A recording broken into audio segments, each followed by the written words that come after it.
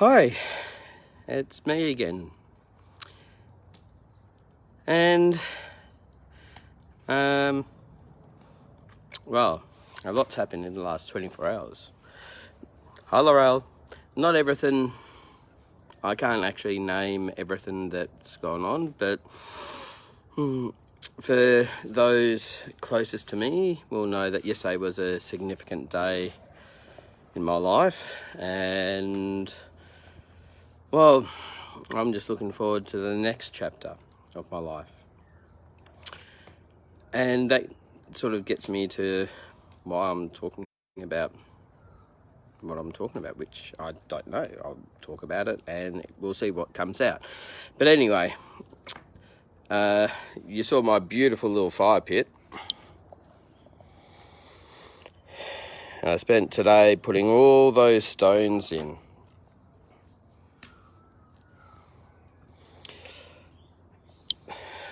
Funny thing is that we went to pick them up last night in our trailer, our woody, as we call it, because it's got a metal frame and wood planks and yada yada yada.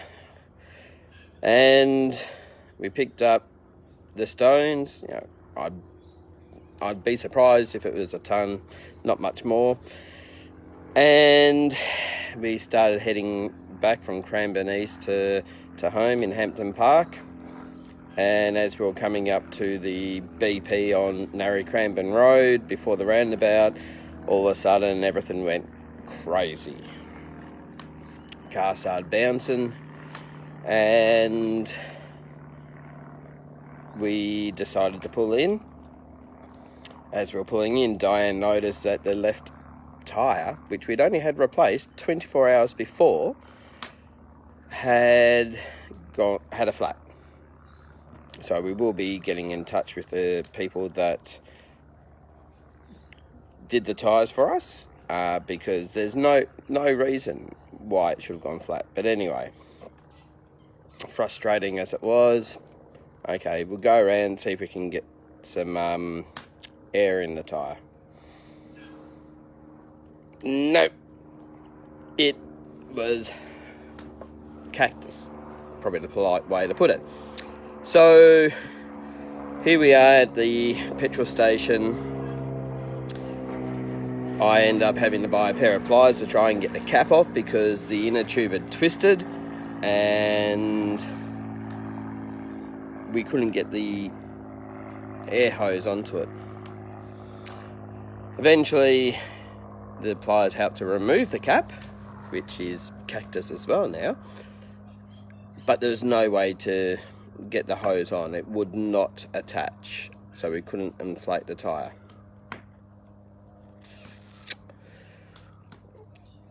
So we ended up having to move the stones forward more so that it was closer to the chassis part, or whatever, the part that goes on the back of your truck or your car. See, I'm very technically minded when it comes to cars. Anyway, I'd be lying if I said I wasn't getting stressed, but you know, I grabbed something to eat, grabbed a drink, ended up getting a coffee for me and Diane, filled the car up, came back. We attached the car, which was interesting considering we had all the weight in the front of it, so it took 3 people to lift it up. And we took off and eventually ended up on Ormond Road doing 30 k's an hour with our daughter Tanya in the car behind us, with the kids laughing, and the back of the truck or the trailer going up and down and left and right and everywhere. The reason why I'm talking about it is in the past I probably would have allowed the stress that was building up quite rapidly take over. I probably would have started swearing, throwing things, absolutely cracking a wobbly. But all I did was just stayed in the moment. even at the point when it was decided that no, we had to just drop it off at Tanya's for the night and revisit it this morning, I still just took it in my stride and breathed through it, basically. And that's what happened. We dropped it off. I ended up going in to pick up our dinner from the fish and chip shops, which I said, well, we're having fish and chips, but we're going to have ice cream tonight, and I'm going to buy sherbet because I needed a treat. But anyway, as I went back and was just waiting for it to be finished, I thought I hadn't had a moment to really reflect.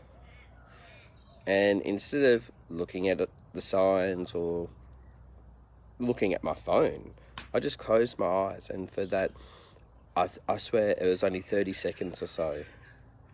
And it didn't release the tension that was in my body, but it helped me to reconnect. And I just closed my eyes. And I just breathed. And I just focused on what I could control. The fact that the tyre was wrecked and then I've got to follow that up, put that out of my mind. The stress of, are we going to get the trailer back? Are we going to have to dump the stones and everything? I'll put it aside and focus on the only thing I could do, which was focusing on my breathing. And in that 30 seconds, by the time I got back to the car, Diane noticed a big difference. And I think that's the point, or at least that's what I was saying to Diane. We can all make a difference in our own lives, but also in everyone else's. And taking those minute moments that you can just be at peace with yourself and get to know who you are. Realizing that I've come from a point where I would have absolutely blown my stack, cursed and everything, and stressed. But instead I just went, we'll just go slow. We'll just get it done, one step at a time. You know, I'm pretty proud. You know, not everyone is able to do that. I'm hoping more and more people are developing that ability right now, because on top of everything that went on yesterday, a major event in my life, as well as there was a major event for Diane, the trailer issues. On top of that, we've got COVID-19. And ever since this has come up, I've said, once I realised that it was real, I've believed that, you know, this is here for a reason. It is a full stop to make us look at ourselves. We can either strive to become better people, or we can remain the same.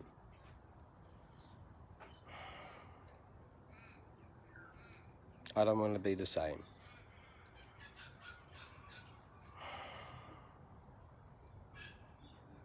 Becoming a better person, something I guess started many years ago when I joined Freemasonry.